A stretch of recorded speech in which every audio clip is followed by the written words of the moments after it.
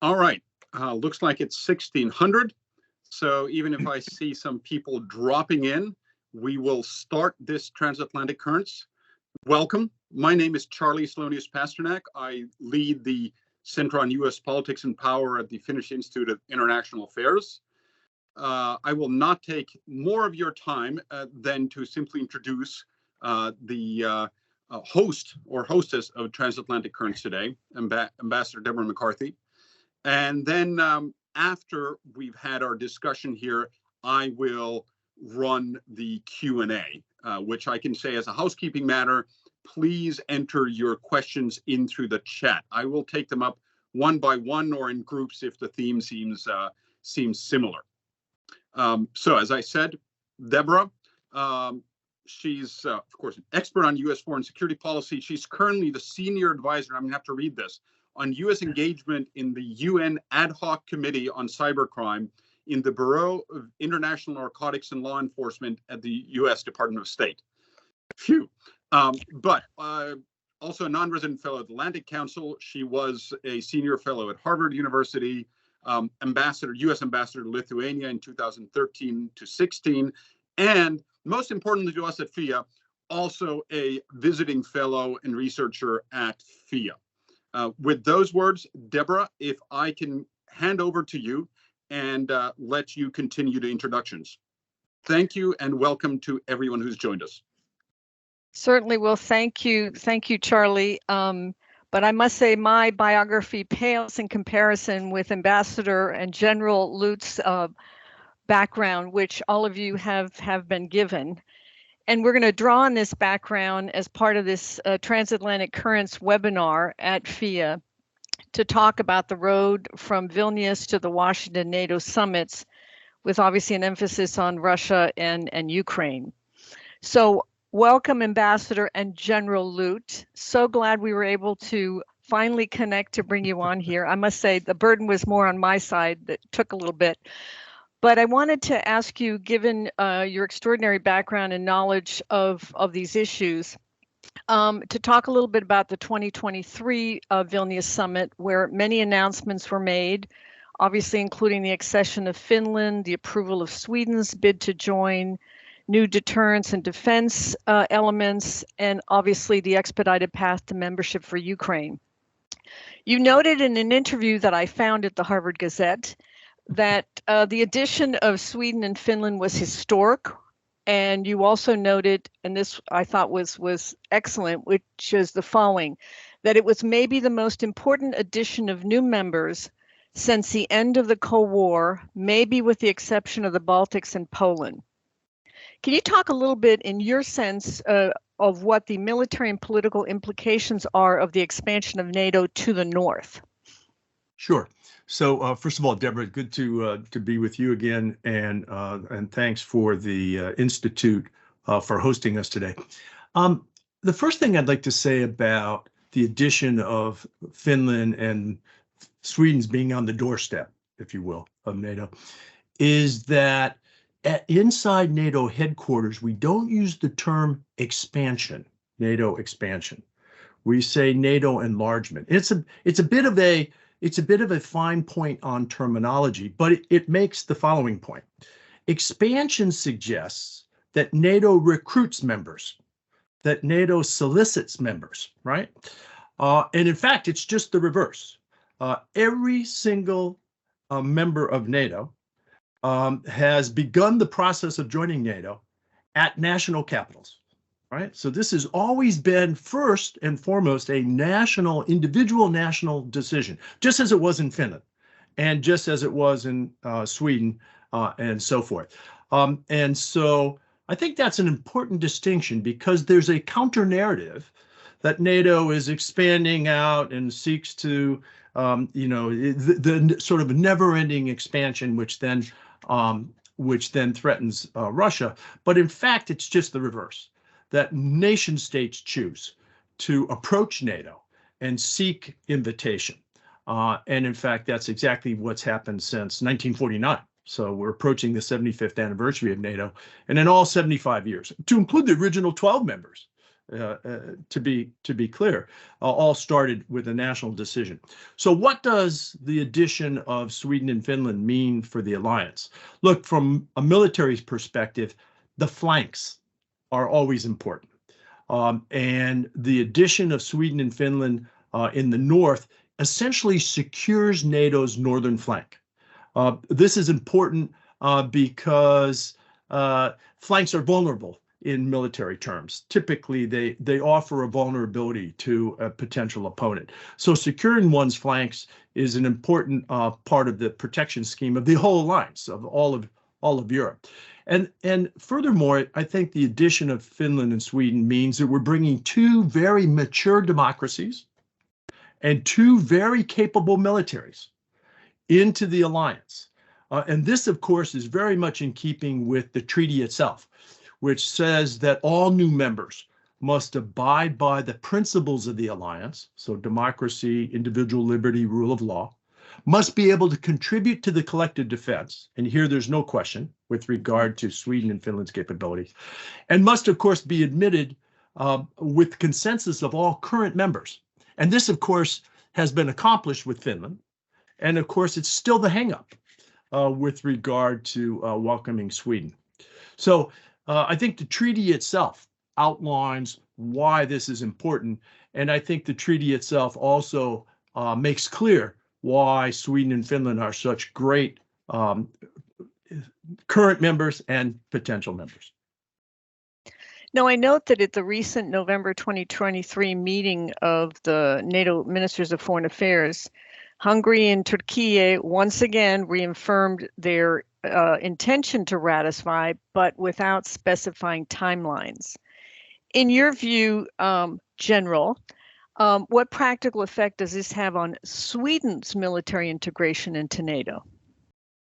Well, it makes clear the difference between being a NATO member with full privileges and responsibilities under the treaty and being a NATO partner. And so Finland, of course, has made that step, moved from partnership to membership, and Sweden, of course, is still a partner. As a partner, Sweden has extraordinary access, unusual access into the NATO structures, but not yet complete access. So by complete, I mean not yet complete integration into the military command structure, into the communication systems, into the intelligence sharing systems, and of course, most significant and most strategic, it does not yet have the privilege and the responsibility that comes with Article 5 of the treaty. So while the United States and others have made bilateral security commitments to Sweden in this period between partnership and membership, that's not the same. It doesn't have the weight of a legally binding international treaty that full membership carries. So I think the biggest step here, or the biggest distinction between partnership and membership, is Article 5. And of course, that's why through Vilnius and leading into Washington, actually closing this deal and bringing Sweden in as the 32nd member of NATO is a priority. Well, as we noted, obviously, in the Vilnius summit, it was announced that Ukraine would be on an expedited path. But as you noted, the democratic development of a country is key in terms of eventual membership. Obviously, Ukraine is now under martial law, and corruption continues to plague many of its institutions, despite lots of efforts made by a lot of countries to launch programs and processes. And it still ranks quite low in terms of the ranking of Transparency International. What steps should NATO and its members be taking now to show that Russia that there's a serious forward movement in terms of membership? And we'll talk about the plans for 24 a little bit later, but I wanted to kickstart on that. Sure. Well, look, I think it's important at Washington, and we'll get to this in more detail, to show that there are discrete steps being taken, not just rhetoric, but concrete steps that are being taken to to add weight to the declaration at Vilnius, that, in fact, the declaration that goes all the way back to 2008 and the Bucharest summit, that Ukraine will be a member of NATO. So we've been saying that now for over 15 years. And I think it's time that we move beyond rhetoric to concrete actions and show the people of Ukraine, who are paying an enormous sacrifice for their struggle to be free and independent and sovereign. But also, importantly, show Vladimir Putin that his long war approach, the long game that he's playing, that counts on us growing tired, being distracted, and forgetting Ukraine, that long war approach will fail ultimately. And there's no more clear sign of that than taking concrete steps to welcome Ukraine at the Washington summit. So we can get into what exactly that means. Now, you mentioned democracy. Look, the link between membership for any one of the current member states and democracy is actually in the treaty. It's in Article 10 of the treaty, which covers exactly the requirements, the criteria for membership. And as I mentioned briefly before, it's every aspirant for NATO membership must abide by the principles of the treaty, which are actually in the second sentence of the Washington Treaty. So individual liberty, democracy, individual liberty, rule of law, right? They must be able to contribute to the collective defense, right? And they must gain the consensus of all current members. And with regard to that first criterion, democracy, individual liberty, and rule of law, among the 31 current members, there are 31 varieties of democracy. And I would argue there are 31 cases of still developing and still maturing democracies. As an American, I can look only to our democracy. And I think it's quite clear that we have work to do on our democracy. We're not a completed democratic project. We're not the shining example for everyone simply to follow and allow us to relax. We have work to do. And I think the same, of course, is true for other democracies inside the alliance. And it's certainly true for those who aspire to membership, like Ukraine. Now, Ukraine is a bit of a special case. As you mentioned, it's under martial law. It's under martial law because it's under existential attack by Russia next door. We have never admitted in the 75-year history of the alliance a new member who is under attack, who is in active conflict. There were members admitted during the Cold War, but not during a fighting war. And so I think that the first criterion that we have to really focus on for Ukraine to join is that Ukraine must win this war. We must give Ukraine the military, political, and economic support to actually win. Then it will be best positioned to join the alliance. Well, speaking of helping it win, in terms of the assistance that is flowing, we'll talk about the United States. As most of our listeners know, from 2014, when Russia first went into Ukraine, through 2023, the U.S. has committed more than $47 billion. Europe as a whole has contributed more. This past October, the administration asked for a supplemental package to include significant more assistance to Ukraine, but also for Israel, border security, and other purposes. Between the White House and Congress, they're still negotiating this. And in the meantime, outside of Washington, polls show that while about half of Americans support providing assistance to Ukraine, the percentage of those who believe that the U.S. is giving too much has grown to about a third. So my first question is, what, in your view, is the effect of a disruption/delay, let's call it a delay, in U.S. military assistance on Ukraine's capabilities or capacity to defend itself? Right. So let's be clear. American support is vital to Ukraine's victory.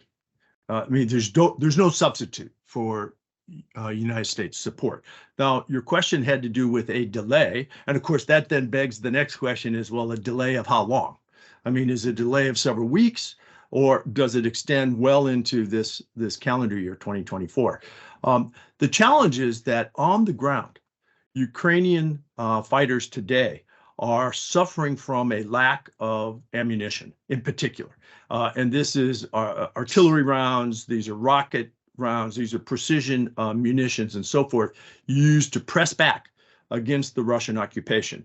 I also am concerned that the Russian mass attacks, air attacks, drone attacks on largely Ukrainian civilian infrastructure and Ukrainian civilian population are in part intended to exhaust the Ukrainian supply of air defense systems and air defense weapons that have not been resupplied in adequate quantities. So again, both on the ground with ground-based systems and with the air defense systems, Ukraine is shifting to a point where it has to economize. And eventually, as this persists throughout the coming weeks and months, we may reach a point where there's a tipping point and where Ukraine simply can no longer adequately respond to Russian aggression. And that's, of course, very dangerous. So that's the point we want to avoid. And that's why these ongoing negotiations between the Biden administration and the U.S. Congress, and in particular, a segment of the U.S. House of Representatives, the Republican House of Representatives, are so vital. They literally are the lifeline. U.S. support is the lifeline to the Ukrainian resistance. So it's vitally important, and those of us who are concerned about this watch it on a daily basis. Well, I note that other NATO allies, including Germany and the UK, Norway, have announced new aid packages and are trying to help fill gaps. Right. From a military perspective, will this make a difference? Well, sure. This will prolong the point where it essentially gives Washington negotiating space, right? It prolongs the point where this becomes existential for Ukraine. But it doesn't, in the long run, substitute for U.S. support. And this is simply a matter of both quality. So, for example, the Patriot air defense missile system is produced in the United States, and there's no substitute for that. And quantity. The U.S. defense industry base is much more capable in the near term to replace the munitions that have been supplied to Ukraine and which Ukraine has used to defend itself than the European industrial base. Now, over time, that situation can change, but we don't change the industrial base quickly. I mean, this involves building new factories. This involves hiring new workforce. This involves capital flows to largely private industry, which don't make production decisions based on promises. They make production decisions based on investments. And so the ramp up, the expansion of the defense industry, whether it's in the United States or in Europe, will take time. And that's why the existing U.S. base is irreplaceable in the short run. Well, turning back to the last point I made, which is what polls are showing about, a rise to about a third of Americans who believe we're giving too much aid. What do you think is driving this rise? Is it about U.S. support, public support to NATO, or is it just about Ukraine, or is it about our decision-making process in Washington? Well, I think there's sort of a tactical answer to that and a strategic answer. The strategic answer is Americans are genetically impatient, and we are genetically prone to want quick results and then move on to the next problem. And this is not a problem. This is not a challenge. Ukraine's survival is not a challenge which lends itself to quick solutions. So part of this is just sort of the American political culture. We tend to be short-sighted and impatient. I think that the more important part of this, however, is that about 75% of Americans strongly, and this is bipartisan, support NATO. So I don't think that there's a long-term problem here in terms of support for NATO and therefore support for Ukraine. A short-term problem is the narrative. The narrative has been, I think, in the United States, the political narrative has been somewhat distorted. And that is that there has crept in to the public narrative this image that American support for Ukraine is a gift.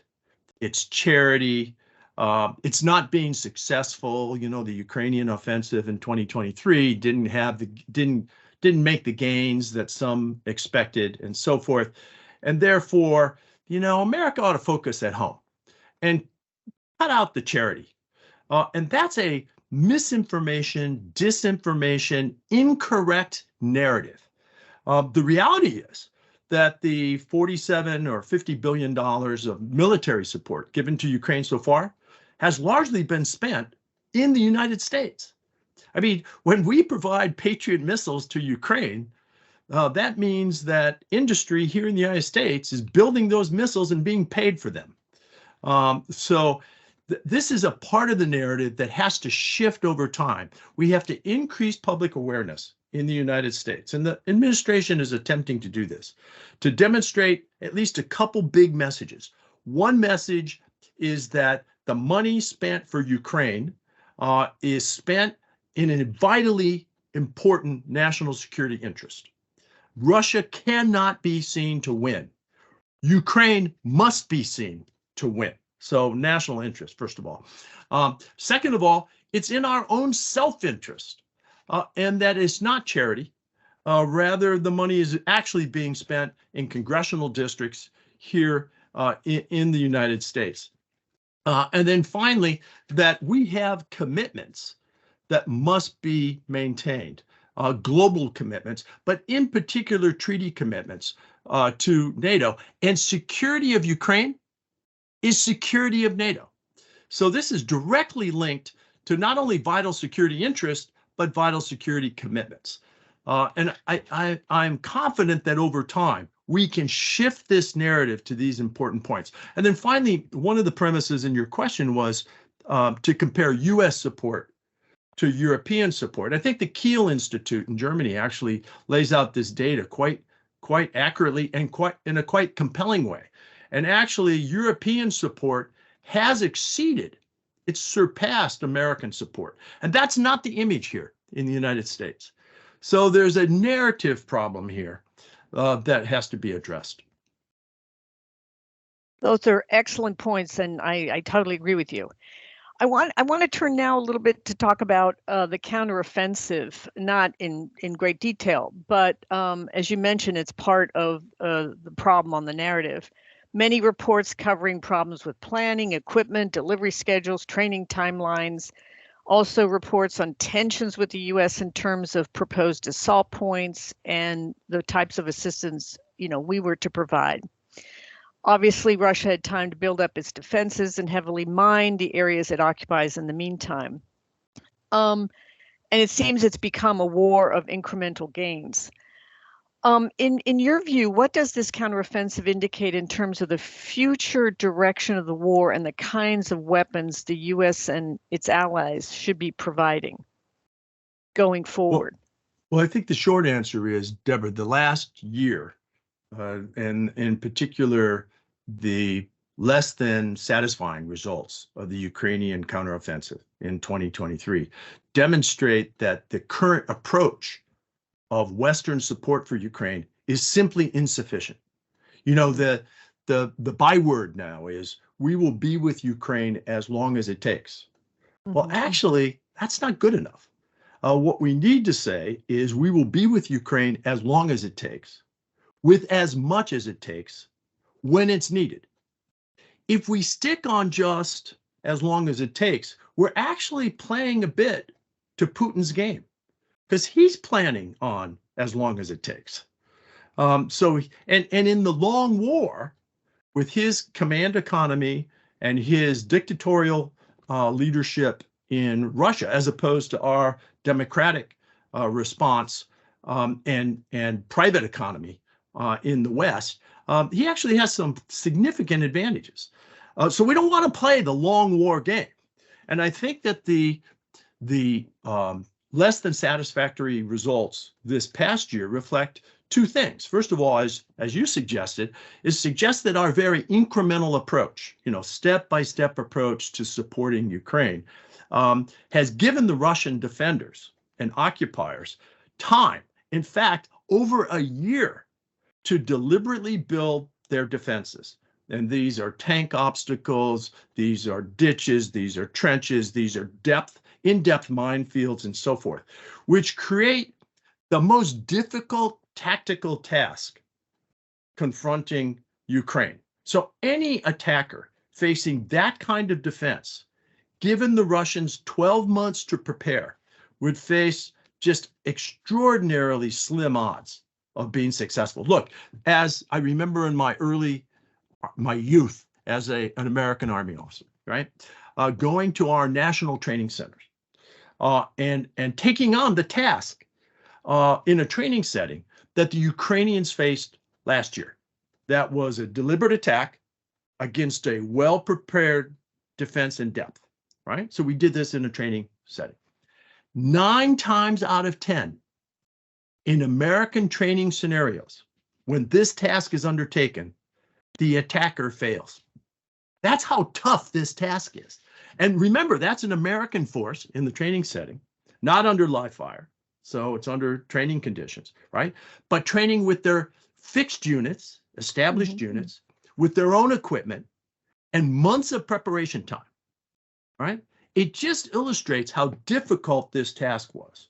And by comparison, the counteroffensive force provided Ukraine was an ad hoc force made up mostly of recruited reservists or recent recruits, not professional soldiers, equipped at the last minute with a hodgepodge of a patchwork quilt of equipment, some from the US, some from Germany, some from other allies, some from the UK and so forth, right? Trained in a compressed timeline, largely in NATO bases in Western Europe, right? And then pressed into action.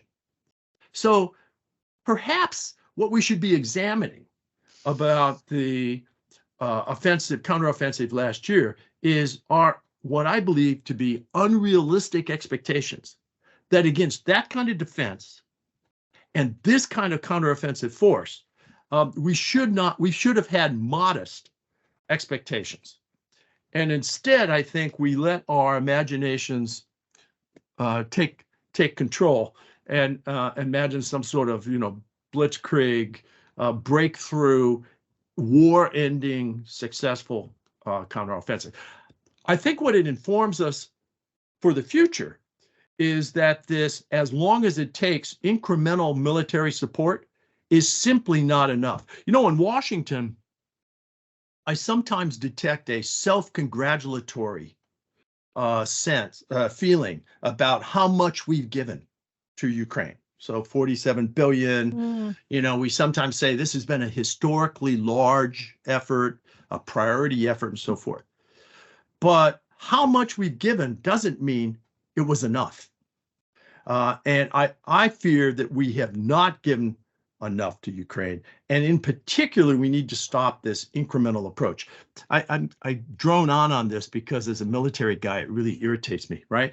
But you can remember, when this began, we were talking about shoulder-fired anti-tank systems, the Javelin, for example, right? We have incrementally debated every step of military support for weeks, if not months, before eventually providing that support. So we've gone from Javelins and Stinger air defense systems to F-16 fighters, and it's taken us nearly 2 years to climb that ladder of sufficient military support, and the Ukrainians still don't have F-16s, right?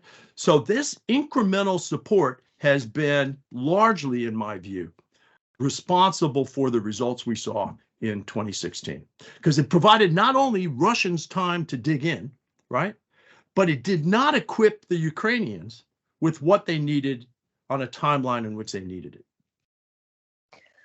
Well, as Washington is going to host the next NATO summit in July 2024, marking, as you note, the 75th anniversary and almost the 10th anniversary since Russia invaded Ukraine, in the series Memo to the President, which I really like, by the Atlantic Council, you and many other prominent national security experts noted, obviously, the critical need to stop Moscow's territorial ambitions, and recommended in particular that one, Ukraine be provided, as you note, the weapons that it needs to win the war, right, and that it be given, as number two, a clear path to NATO membership. I assume, excuse me, on the latter, that means an invitation to begin the membership accession talks. My question is, given Turkish and Hungarian stalling on Sweden's accession, would you anticipate they might refuse to join any consensus on advancing Ukraine's path towards membership? Well, maybe, because whatever comes out of the Washington summit by way of the communique and so forth must pass through the consensus requirement, right? So it must be agreed by all current 31 members, and maybe by Washington 32 members if we bring Sweden in at that point. But it's got to be full consensus. Thank you for recognizing this Atlantic Council paper, and for the listeners today who haven't seen it, it's on the Atlantic Council website, and it's somewhat artfully crafted as a memo to the president. It didn't probably really go to the president, but if some of his staff read it, then we will have been successful. And on this question of Ukrainian membership, it gets quite creative because it flips the script in terms of the routine NATO process for membership, right? So typically there's an invitation. So the process that Sweden participated in was a Swedish request for membership, an alliance invitation which had to be at full consensus, right? Very short accession talks, which are almost sort of bureaucratic. They're short. They're not contentious. And then ratification by all current members. So that's the conventional script. The Atlantic Council paper suggests, since the conventional script would be difficult, since Ukraine is in an active war, that we flip the script and we create a new step that at Washington, the paper says, let's invite Ukraine to accession talks, which is usually after the invitation, right? And actually use the NATO-Ukraine Council, which was an important outcome of the Vilnius summit, as the platform, as the venue for these accession talks. And most important, use those accession talks, which, by the way, this process would very much now parallel the EU process, the membership process for the EU, where accession talks precede invitation to join, right? And would send two important messages, right? First of all, we craft this as a concrete step forward, not only from Vilnius, but frankly, a step forward from Bucharest, right, in 2008. And it would send a message to the Ukrainian defenders that they will ultimately be members of NATO, and they're on the path to do that. So it's a concrete step forward. And I think, at least equally important, a message to Vladimir Putin and the Kremlin, right, that their ultimate aim, which was to dominate Ukraine and subjugate Ukraine, will fail, because Ukraine, thanks to this invasion, Ukraine will be a member of NATO, and the process is underway. So I invite readers who are interested in the details here to read this memo to the president on the Atlantic Council website. But I believe there is a chance, there is a prospect that this approach could gain consensus at Washington. And of course, the Atlantic Council is advocating that. And within your discussions for that, did you work out what you expected would be Russia's response to a formal invitation? Well, I mean, Russia talks a good game in terms of what it's going to do in this case and that case. Remember the days before Finland's accession to the alliance. There's a lot of talk by Vladimir Putin about how he would have to respond, how this would generate significant strategic shifts and so forth. And actually, the strategic shifts we've seen is that Russia has removed forces opposite Finland and moved them to Ukraine, moved them into the Ukraine fight. Russia has, despite its threats, removed forces from Kaliningrad and moved them to the Ukrainian front, right? So every time in my observation that Putin has threatened escalation, what he's actually done is evacuation. This is true tactically in Ukraine. So remember Kyiv, remember Kharkiv, remember Kherson, remember the Black Sea Fleet. Every time, remember the strategic bomber base that some months ago was struck by Ukrainian drones. A week later, those Russian bombers, which were not affected, were evacuated further east, outside of the range of Ukrainian drones. So when faced with escalate and evacuate, Putin has chosen the latter.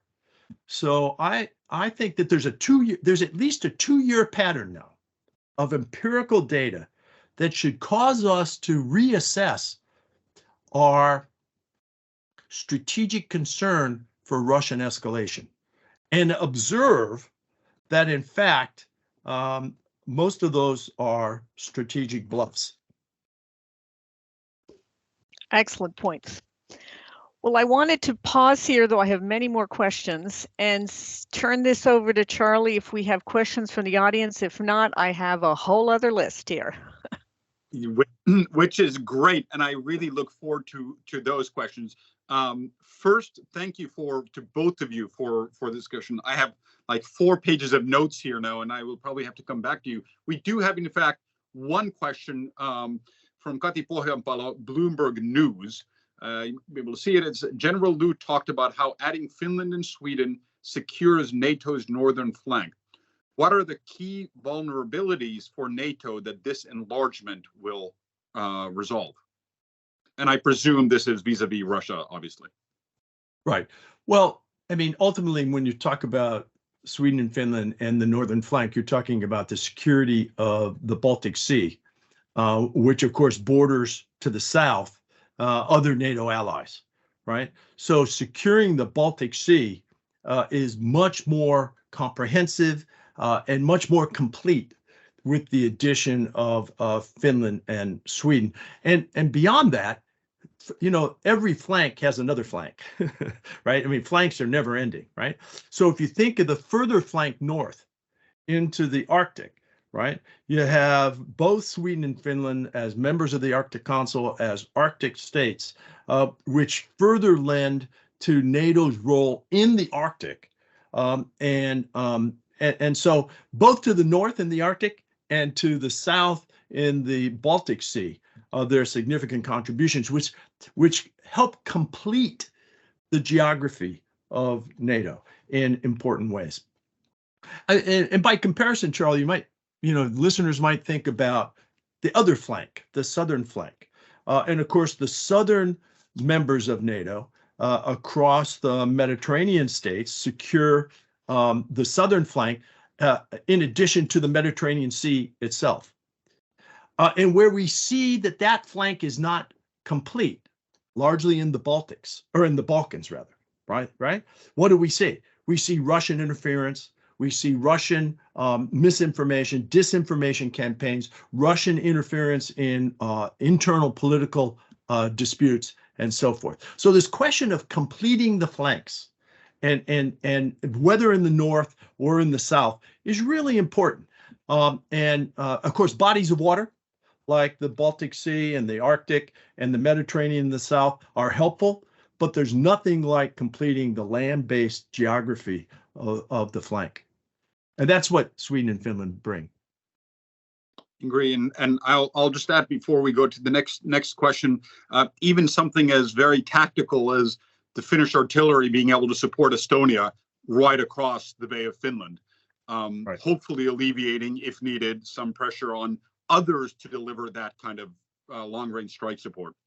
And I would add, Charlie, while you mentioned that, this notion of critical infrastructure also plays a role in this, right? So there's the military defense of NATO, but there's also the importance of defensible, comprehensive civilian infrastructure. And the civilian infrastructure linking Sweden and Finland to the rest of Europe is vitally important to both Sweden and Finland and the rest of Europe. So these are telecommunications channels. These are gas, energy pipelines, energy supplies, and so forth. So it completes the picture, I think, is the way to state it. I agree fully. I mean, as some of our listeners will know, Finland is functionally an island when it comes to logistics, which is not always a great thing. So we have a question from Felix Emmersberg. Considering U.S. surplus and stockpiles, which other, says NATO, but weaponry is feasible to deliver to Ukraine? And I might, of course, add is feasible, but from a political and military perspective, useful. So we don't give stuff that isn't really needed. Right. So at the top of my list would be a further provision of the, sorry, I'm going to use an acronym here. Everyone will have to just be patient. ATACMS, right? Which are ground-based, longer range missile systems, precision missile systems, which would allow Ukrainians to isolate the Russian occupiers on Ukrainian territory. And the reason that they are subject to isolation, the Russian forces in Ukraine, is because their logistics system is vulnerable. And if you could cut their logistics lines, then the occupiers will wither eventually on the vine, right? And frankly, if you can cut their logistics systems, there's less requirement to penetrate these in-depth defenses that we spent 2023 trying to penetrate. So I would change this organizational concept or the operational concept in 2024. And rather than attack into the strength of the Russian defense, which are these minefields and trench lines and so forth, right? And which require a very sophisticated combined arms counterattacking force. With sufficient precision long-range fires, we can cut the supply lines and let the Russians sit behind their defenses and freeze. Okay. Now, why are their supply lines so vulnerable? It's because the Russian army has nearly always been, in the modern time, railroad dependent. It's based on rail supply, right? And rail lines don't move. They're fixed. And therefore, they're vulnerable to precision in-depth attacks. So with sufficient ATACMS, and here I'm talking about the 300-kilometer range ATACMS, which we have not provided to Ukraine so far, right? In sufficient numbers, coupled to the UK-French Scalp or Storm Shadow system, right, which is a longer range cruise missile system, which has been provided, and frankly, coupled or complemented as well with the German cruise missile system, the Taurus, right? That ATACMS plus Storm Shadow Scalp plus Taurus in sufficient quantity would be enough to challenge the Russian supply lines. Most iconic of these supply lines that are vulnerable is the Kerch Strait Bridge. I mean, here you have a single rail line on a bridge which cannot move, which, if we provided the Ukrainians the systems required to cut it, right, would dramatically impact their ability to sustain the occupation of Crimea. And yet we've denied the Ukrainians these systems in sufficient quantity. So the very top of the list, and I could go down, there are other things on my list, which, by the way, are also on the Ukrainian list, right? But again, this illustrates that this step-by-step, incremental, let's go a little and see how it works, this approach over the last now almost 2 years, which started with javelins, right, has proven insufficient. And what really bothers me personally and professionally is that the Ukrainians are paying the price for this approach. And it is simply unsustainable. So look, there's a prospect here in 2024 that we, that we change the narrative, that the Ukrainians are successful, that the Russians are the ones who are at the disadvantage because their supply lines have been cut, right? And when the supply lines are cut behind an occupying army, things like morale, leadership, unit cohesion all come to the forefront. Those are Russian weaknesses. So I'd argue that it's time to avoid the Russian defense, which is its strength, and attack its weakness, which is frankly the brittleness and the poor quality of its occupying force, and do that by way of cutting its supply lines.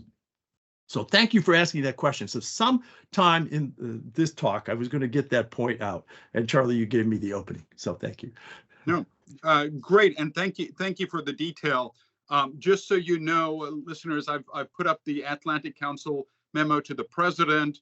I may, in the next answer, put up a few texts on long-range strike, partially because it's something that I've been writing about for a long time. But if I can jump in with one question, and then Deborah, if you want to start crossing off some things from your list.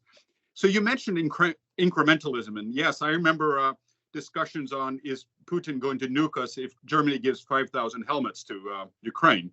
In terms of training, one of the issues I've understood is Ukrainians go somewhere to be trained, squad, small unit tactics, and then they have maybe different equipment. Do you see there being a benefit, if we think about this actually being a longer war, of individual NATO countries, or maybe a small collective saying, we're going to train a whole brigade, and they're going to take all of the same equipment with them to Ukraine? So basically do what the US does, is we'll train the units, the people, so they can work together, and then give them, ship the equipment over. Would this be something useful for the long term for Ukraine? Yes, I mean, that's exactly how serious land forces are organized, trained, and equipped. They're not done on sort of a patchwork, ad hoc basis, just enough in time and so forth. You cannot put a combined arms land force, so armor, infantry, artillery, air defense, air support, electronic warfare. You can't put all the elements of that jigsaw puzzle together quickly and effectively. It takes time. Look, in the American Army, before we go to our National Training Center to be tested, we spend 6 to 9 months putting this all together. And then the graduation exercise is to go to the training center and test ourselves, right? And again, as I said, against the task that Ukraine faced last year, we fail 9 out of 10 times. We stop in the training scenario. We talk about it, what went right, what went wrong, and we do it again. And eventually American units succeed. But they don't succeed under the conditions that we posed to our Ukrainian partners. So yes, we need to do a deliberate, organized, train, and equip approach. The other part of your question, which is, it's embedded in your question, is this notion of equipment. If you just take the hardware part of your question itself, right? We've provided Ukraine more than a dozen different artillery systems, all of which are somewhat similar, but also somewhat different, right? The same with rocket artillery, the same with air defense systems, and so forth. I would say, I'd advise that the Ukrainian success in using this patchwork quilt of equipment has been enormously successful. The Ukrainians, by way of their innovation, by way of their imagination, and by way of the fact that they're fighting for their survival, have put these pieces together in a very effective way. Look, if you just take air defense, the integrated air defense system in Ukraine today, with all these different potpourri of systems, is probably the most effective national air defense system in Europe today. Just let's think about that. They started from almost nothing 2 years ago. And today, I would argue that they have the most effective integrated air and missile defense. In fact, as NATO thinks about its capabilities, it ought to look to some of the lessons that Ukraine has demonstrated in air defense, in particular air defense against missile systems, cruise missiles, ballistic missiles, drones, and so forth. And it ought to learn, we ought to learn from the Ukrainian experience what it takes to actually integrate these multiple systems. So I applaud what Ukraine has been able to do, but quite frankly, our approach to providing them with the resources has complicated, not simplified their defense. So I think we bear a lot of responsibility for where we are today at the 2-year mark.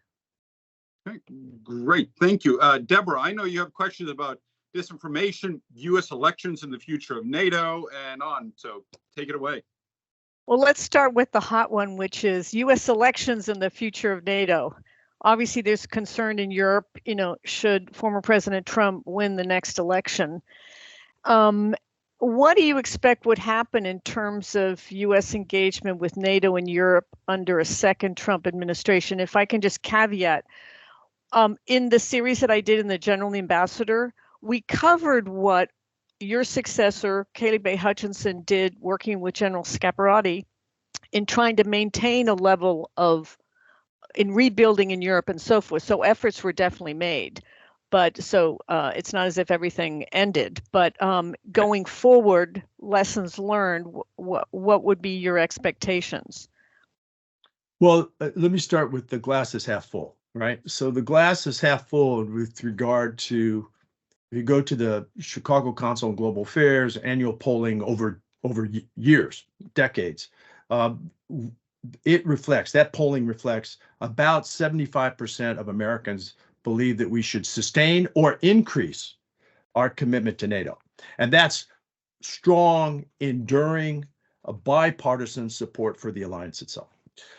The second bit of, I think, positive reflection is that recently, with the passing of the National Defense Authorization Act, so this is an act of Congress signed into law, right? There's a provision which had broad bipartisan support in the Congress that no president could individually abrogate the NATO treaty, that is, remove the United States of America from NATO without approval of Congress, right? That's really important, and it's telling, right? I mean, what is it that caused the Republicans and the Democrats to come together in Congress and in 2023 insert that language into law? Well, it's the concern that Donald Trump might do what he's been at least suspected of, which is removing the U.S. from NATO. So it is now law that this won't be a presidential decision itself. It'll be the president would have to secure Congress, and there's broad bipartisan support in Congress. So there are some guardrails here, I think, that give us some degree of confidence. On the other side of the equation, I'm concerned that a second Trump administration would not feature Kay Bailey Hutchison as the U.S. ambassador to NATO, or Jim Mattis as the Secretary of Defense, right, or H.R. McMaster as the National Security Advisor, or John Bolton as the National Security. You might have political problems with any one of them, right? But they all fundamentally understood that our single greatest strategic advantage going forward, geostrategic advantage, is our alliance structure, and in particular the NATO alliance, which secures Europe alongside the United States. And they all fundamentally understand that if in the future we imagine that the competition with China, not necessarily a military conflict, but the economic, political competition going forward for the next several decades is with China, that the best way for the United States to compete with China is not one-on-one, but rather in an unfair advantage in our favor, right? Which is with our NATO allies and with our Asian Indo-Pacific allies. Because look, if you just take GDP as one indication of global power, right? If you combine the US GDP with the NATO allied GDP, you have about 50% of global GDP. That 50% of global GDP is compelling when compared to China's less than 20% of global GDP. That's how we should face competition with China. The playing field should be not level. It should be in our favor. And the thing that gives us that advantage, that unfair advantage in our favor, right, is our alliance structure. My concern is that a second Trump administration would not feature appointees who day-to-day manage these things, right? So cabinet officials, ambassadors, even potentially extending into the U.S. military appointments, individuals who see that advantage so clearly. And that's a big concern. Thank you for that. Charlie, do we have any additional questions? I have one to wrap up if we have time. I'm not sure. You tell me. Whoops, you're muted. You're muted. You're muted. Yeah. All right. Yeah, I think we have time. Seems like everyone is here. So if you have questions, take it away. Given your many areas of expertise, I also wanted to ask you about cyber attacks on Ukraine. Russia has not launched an all-out cyber war against Ukraine. There have been a number of studies on the number of incidents, intrusions, and one very good one says the severity level for the average attack has actually gone down in the last couple of years. Why do you think Russia's considerable cyber capabilities have not been integrated into its military operations in Ukraine? We know Ukraine has built up its defenses and has got a lot of assistance, but I'm just curious as to why Russia hasn't done more. Well, of course, we don't know, right? Because it's difficult to assess what hasn't taken place. I would tip my hat to the significant Ukrainian defensive measures that you mentioned, but you know, it also may be that our assessment going in of Russian cyber capabilities was expanded, inflated, not unlike our assessment of Russian conventional military capabilities. Remember the weeks right before the Russian attack on February 24th, 2022, was that this is going to be over quickly. I mean, you know, look at the numbers here. Look, the Russians have spent a decade investing in quality. I mean, the Russians are going to roll over Ukraine. And of course, you know, the short story over the last 2 years is not so fast. Okay, that did not happen. So we assessed Russian capabilities to be much greater than they proved. Now, back to NATO for a second. I think alongside integrated air defense, which I mentioned earlier, another lesson that NATO should be going to school on with regard to the Ukrainian war is cybersecurity. What is it about the Ukrainian effort that we can take away and apply to our own efforts? And this is important because, look, at the end of the day, right, Russia's conventional ground capability is being ground away in Ukraine. The Ukrainians will have set back the Russian army for a significant period of time. And there's a debate here. Is it a couple years? Is it a decade? I don't know, right? But it's been ground down. It's suffered heavy attrition. So when the war in Ukraine ends, what will Russia have remaining to challenge NATO? And these sub-conventional tools like cyber, disinformation, misinformation, election interference, to a much lesser extent today, energy intimidation, right? These hybrid, sub-conventional, what you might argue as sub-Article 5 capabilities will be what's left in Russia's toolkit. And NATO should be preparing today for that period beyond Ukraine, when cyber may be a very attractive option for Russia. And there's, again, you know, we think of our support to Ukraine as sort of a one-way street. The reality is we have as much to learn from the Ukrainian experience as we have given. And the real, I think the real story going into the Washington summit, Deborah, as we wrap up here, will be for NATO to demonstrate what it's going to do with the next decade after 2024. All right, so it's going to celebrate its first 75 years. What's it going to do with the next decade? And will the decision at Washington be that NATO will invest or that NATO will rest? Right? And we cannot afford for NATO to take a break and to rest. It needs to invest now in defense industry, in the defense plans that were agreed at Vilnius, into securing itself by way of a Ukrainian victory. So I'm very much in favor of let's get an investment decision out of the Washington summit. And if I can add, the irony is going into that summit as NATO works on the next 10 years. So much will, as you know, will be learned or have to be learned from the non-member, which is Ukraine. Right. And that's yet another argument for winning the war and welcoming Ukraine into the alliance. That, I think, set of analyses, and I saw there's a question, but asking how should NATO be prepared for when the war is one day over.